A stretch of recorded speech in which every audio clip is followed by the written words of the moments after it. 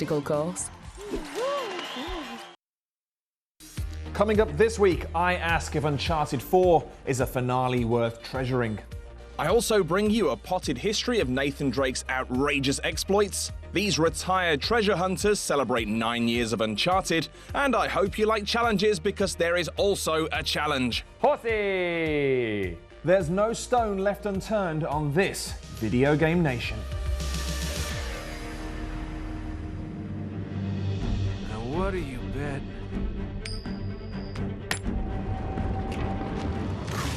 Hello viewers, standard definition fist bump. It's not quite the same, is it? Anyway, ever since he made his gaming debut in 2007's Uncharted Drake's Fortune, rugged danger magnet Nathan Drake has enamored players with his insatiable thirst for adventure, effortless charm, and superhuman climbing skills. In stark contrast to Lara Croft's inherited wealth, impossible physique, and detached personality, Drake was all blue-collar scrappiness, self-deprecating wit, and puppyish enthusiasm.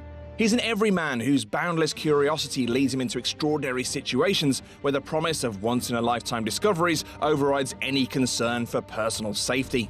9 years on, his impossible adventures are set to come to an end with his PS4 debut. Uncharted 4: A Thief's End is billed as Naughty Dog's farewell to the man who established them as the kings of cinematic action-adventure. Now, before I tell you whether or not it's a fitting end to the franchise, spoiler, yes it is, let's take a trip down memory lane to see just how many exotic places Drake has travelled to, how many ancient secrets he's unearthed, and, most importantly, the full extent of his genocidal ways. Nate's first documented adventure is depicted in PS Vita's spin-off Uncharted Golden Abyss, which sees our square-jawed explorer traipsing around popular tax haven Panama in search of treasure, obviously. There he finds the lost city of Quivira and discovers that the titular Golden Abyss is actually a giant room whose walls are lined with gold. Unfortunately, it's radioactive gold. Drake leaves empty-handed unless you count those worrying mouth ulcers. Estimated total body count, 450. Undeterred, he returns to Panama in Uncharted Drake's Fortune, where he and journalist Elena Fisher dredge up the coffin of his alleged ancestor, Sir Francis Drake. He also casually kills a bunch of pirates. A notebook found within the coffin sends Nate deep into the Amazon rainforest on the hunt for El Dorado, the mysterious city of gold best known from legendary cartoon The Mysterious Cities of Gold. Only it's not a city, it's a statue, and it's hidden on an uncharted, oh, like the game name, island off the coast of western South America, which is, let's say, here. Estimated total body count, 960. We rejoin Nate in Istanbul in 2009's Uncharted 2 Among Thieves, where he purloins a Mongolian oil lamp containing a treasure map leading to Shambhala, a mythical city that's actually a city and not a stupid mutagen-spouting statue. From Turkey, Nate hotfoots it a mere 9,000 kilometers to Borneo to locate the key to the gates of Shambhala before trekking to Nepal, where something really exciting happens involving a train. There's also a Yeti and some giant purple men, but I might have dreamt that. Eventually, he finds Shambhala and discovers that its treasure is actually the fabled Tree of Life, which grants those who drink its blue sap near indestructibility. Naturally, Nate blows up this miracle of nature to kill an evil Serbian and leaves, you guessed it, empty-handed. Estimated total body count, 1,634. Failing to spot the tragic pattern that has seen all of his previous exploits culminate in complete disaster, Nate then heads to London a few years later in the search for another lost city in Uncharted 3 Drake's Deception. This time, the calamitous thief turns his unwanted attentions to Ubar, aka the Atlantis of the Sands. After gallivanting around France, Syria, and Yemen on another typically genocide-heavy clue-finding mission, Nate winds up falling thousands of feet from an exploding plane above the Rub al-Khali desert, and survives, of course. Who needs magical blue tree sap when you're already the world's jammiest git?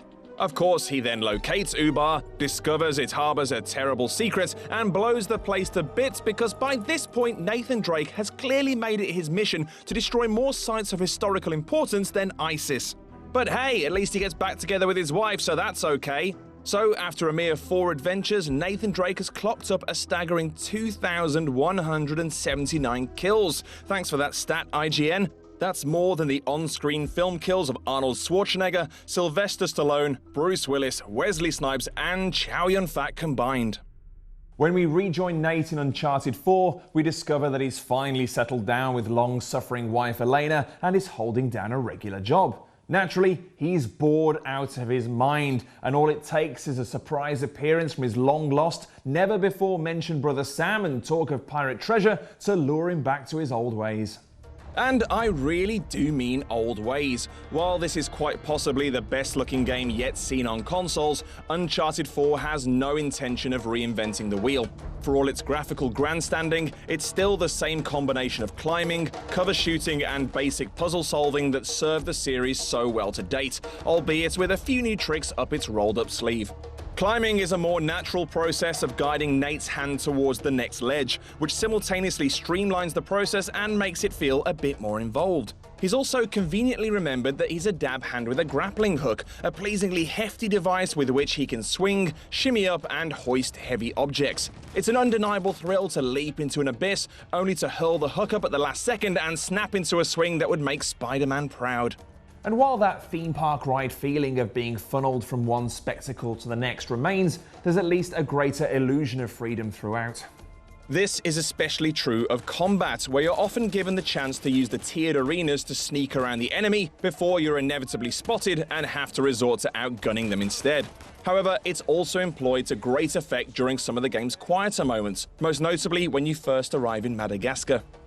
There's something very pleasing about being given the opportunity to drive around such captivating surroundings at your leisure, as Nate, his brother, and old friend Sully chat and bicker among themselves. In fact, Uncharted 4 is frequently at its strongest when it hits the brakes on the action to focus on the characters instead. Nolan North is so comfortable in Nathan Drake's skin that his interactions with the other equally talented actors feel so natural that it's hard to tell where the script ends and the improv begins. And that, as far as I'm concerned, is where the otherwise conventional Uncharted games have managed to stand out from their peers. One of the things that we've learned as we've worked through all over the Uncharted games and through Last of Us, really how to tell our stories through the characters and what they're going through. You are treading on some mighty thin ice here. You know, in The Last of Us, we did get to explore kind of those more intimate storytelling moments, those times where people really enjoyed and gravitated to just walking and talking with a character.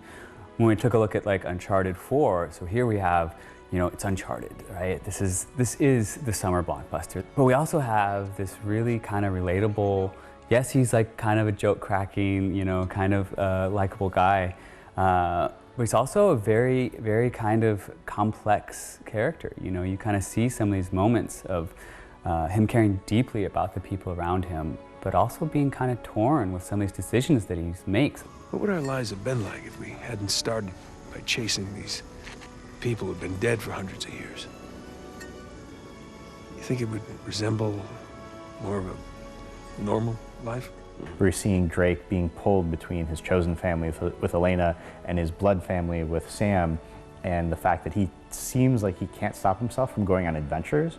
And so I think that really sets up a really great piece of dramatic tension with the choices he has to make.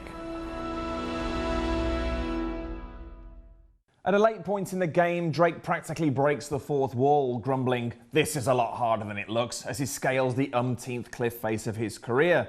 But he's not just talking about the apparent effortlessness of his free climbing skills. This is Naughty Dog talking through its character, referring to the apparent effortlessness with which it creates such jaw-dropping spectacles.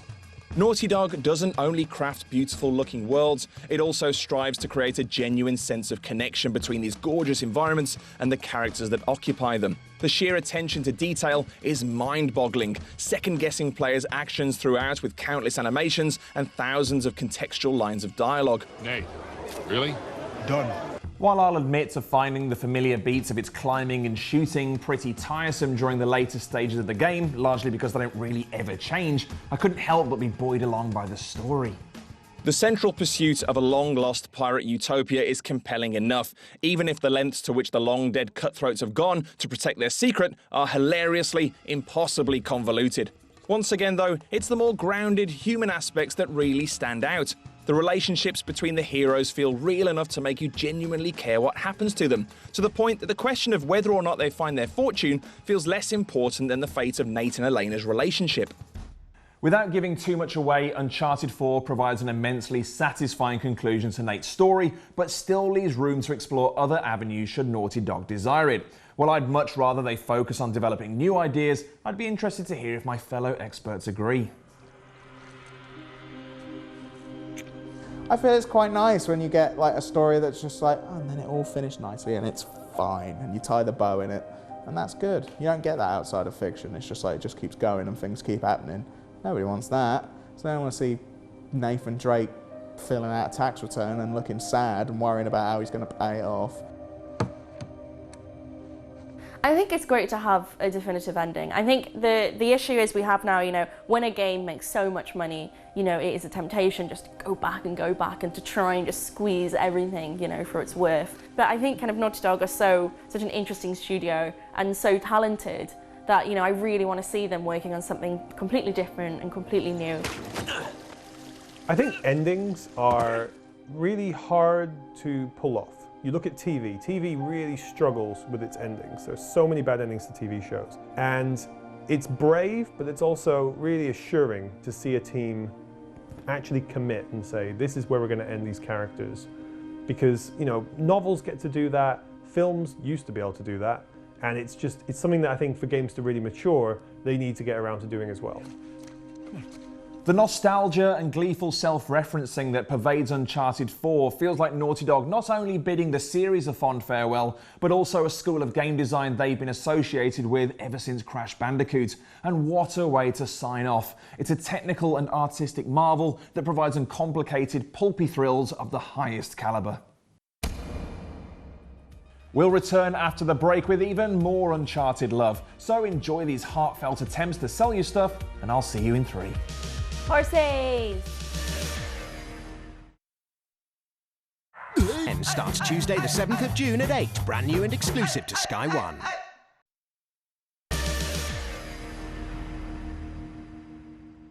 Welcome back. Now, with Naughty Dog going on record to say that Uncharted 4 is the last we'll see of Nathan Drake, it only seems appropriate to task our experts with celebrating the last near decade of his treasure thieving, cliff scaling, lost city discovering, mercenary murdering ways. Well, maybe not the last one. I think the Uncharted series is just really nicely produced, and it's really fun, and it's a really detailed, well thought out, polished action-adventure game, which these days is more and more of a rarity, I think, because it does tend to be all sort of cars and guns and football bit, doesn't it? People are really invested in the characters. I know people that feel like they're sort of old friends to this stage. They want to know what's going to happen to these people next. And it's that I think can separate a series from just being a game that people like and play to being a series that has a fandom around it and has a group of people that will all get together and discuss it and cosplay it and want to be those characters and stuff like that. Oh, man.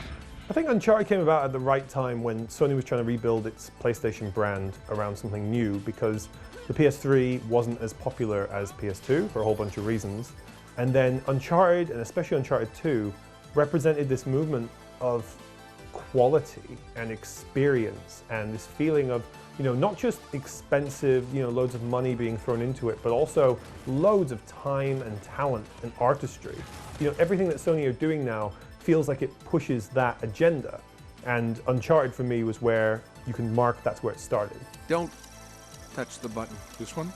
Uncharted is so popular because it's super expensive. People like things that cost a lot of money to make. And I'm not saying it's a bad game, they are good games. But do you know what I mean? I think loads of people went to go see Batman Superman, and it's just a terrible thing that cost a lot of money.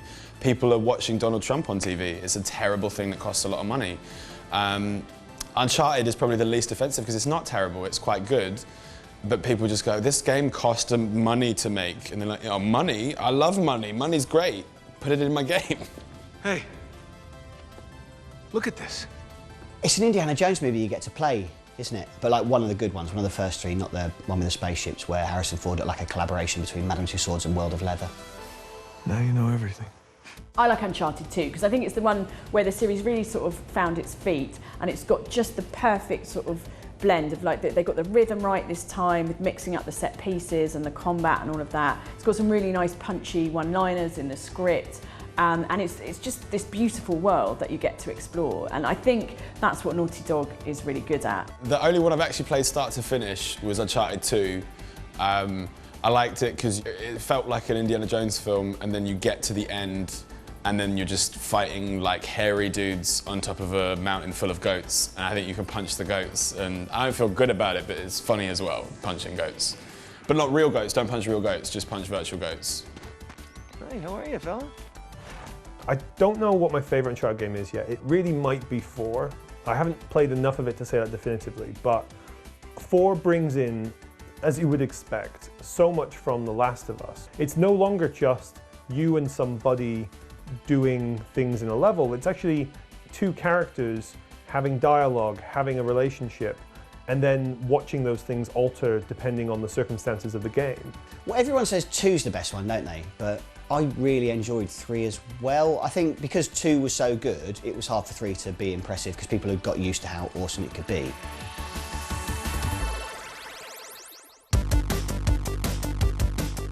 The thing I'd like to see next from Naughty Dog is whatever Naughty Dog want to do next, because for me, The Last of Us was a question mark. It was like, oh, you know, they're going to move away from Uncharted, and it was brilliant. You know, I mean, it makes sense for them maybe to do something in space or science fiction, but honestly, I don't care. It can be whatever they want because I know it's going to be good. I would love a new Jak and Daxter game. I wasn't so keen on the later ones when it all went a bit dark and a little bit GTA, but the original Jak and Daxter, which was set on that beautiful sort of lush island, I loved that, and it was so much fun to play. Let me handle this, Jack. Watch my finesse and style. I think Naughty Dog, I'd like to see them return to like the Crash Bandicoot school of gaming, where it was like super hard, super difficult. They obviously did The Last of Us, which was great, loved that game, hard, but I want to see them do something really dark, like really upsetting. I want Naughty Dog to make me cry for the solid 20 hours that I'm going to be playing their next game. Do I need to remind you what is out there? I think with The Last of Us, Naughty Dog has really shown that they can do great storytelling and great writing. And I think I'd love to see something new from Naughty Dog. I'd love to see, you know, it doesn't necessarily have to be as dark or as serious as The Last of Us, but I'd love to see something in that vein, something where they really kind of stretch their writing muscles and kind of take that to a whole nother level, because I feel that's where kind of the really exciting stuff in their studio lies. Hello television friends, high def, high five. Now, unless you're the kind of person who needs to get 100% completion in their games, and won't you be disappointed when you die and it turns out you can't take those PlayStation trophies with you, the Uncharted series doesn't have a lot of replayability. You're Lara Croft plus testosterone and Indiana Jones minus a hat. Play the story once and you can treat it like it gave you PTSD. It was loud, there were guns, and now we never need to go back there again. But in the Nathan Drake collection, the developers have added a speedrun mode, which adds a little bit of extra value. Sure, you can play the game, but can you do it really fast? And so today, Dan, Aoife and I are going to see who's the speediest Nathan Drake in a challenge taking in 3 Uncharted games and 3 different continents. It's like Carmen Sandiego, if something actually happened. Ever. Let's go! Heading upriver. Does that mean I go right? I don't even know which way I'm going. Why would anyone go upriver? If I recall rightly, this is the most hated chapter of the game. No! And already I'm remembering why. Oh no, the barrel explodes. I've played games for years. How did I not know that was coming? Whee! Ah! No! I was doing so well! Oh, God. I forgot the jet ski's made of paper. No, this is where they got me before. Softly, softly, steery jet ski. Can I go up there? No, I can't. Don't be stupid. Oh no, I've accidentally gone to the slightly too steep one. Oh, mother of pearl. Where am I trying to go? What? Here? There? Is that the mooring area? Oh, here. Get out. Done! Yes. Is that the end? Personal best. Oh man, there wasn't that much of a difference.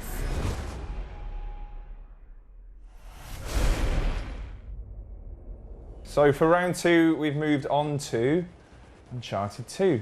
Ladies and gentlemen, time once again, just another fine day here on the London Tube, and the service is actually running. Dun, dun, dun, dun, dun, dun, dun. Na, na, na, na, Nathan Drake, and I jump with my crotch. Run! What's wrong? Why do you run like you've got piles? What's wrong with you? Oh damn, is there someone behind me? Where is he? Oh. Things I did not see coming. Oh my god. Okay. Genuinely didn't see those there. That guy just locked me into a melee animation. I couldn't do anything about it. Oh, oh. Go, go, go, go. No! Come on. Oh. Oh no. A helicopter. Oh my god. Is there something exploding in there? No, there isn't. Oh, yes. I see an RPG. Right, where is it? God damn it. No! Oh, yes. Did I get it? Oh, don't even. Turn the valve, Drake. I'm Nathan Drake and I just hang off things for a living. Get a proper job. Is that the end? It's the end. Ah, a fortified tunnel. How wonderful. What boy doesn't want to be in one of those? Oh, it's done.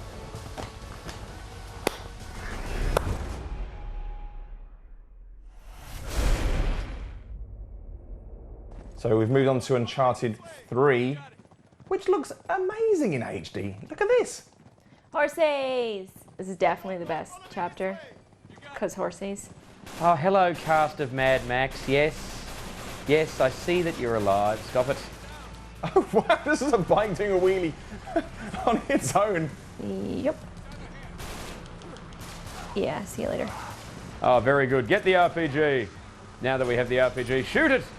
Damn it. And that's a bad miss. No, that's not how you rocket launcher. There we go. There we are, boys. Get on the horsey. Horsey. Horsey. Right, what's going on now? Oh, something exciting. Well, that looks like something I should probably get involved with. That's silly. Giant man wants to fight. Where's a plane propeller when you need it? Bye. Get on the horse. Horsey. The horse is the real hero of this piece. Winning. He's not dead, he's too large to be dead. Oh, he's dead.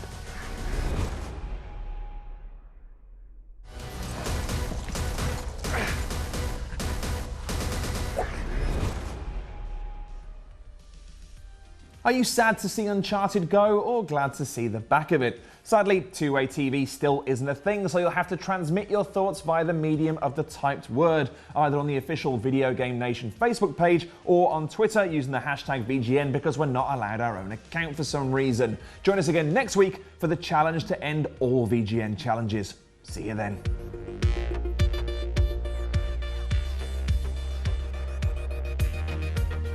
The true spirit of our next batch of Ninja Warriors is almost ready to shine through. They're on your screens tonight from 7:30 with a triple stack right here on Challenge.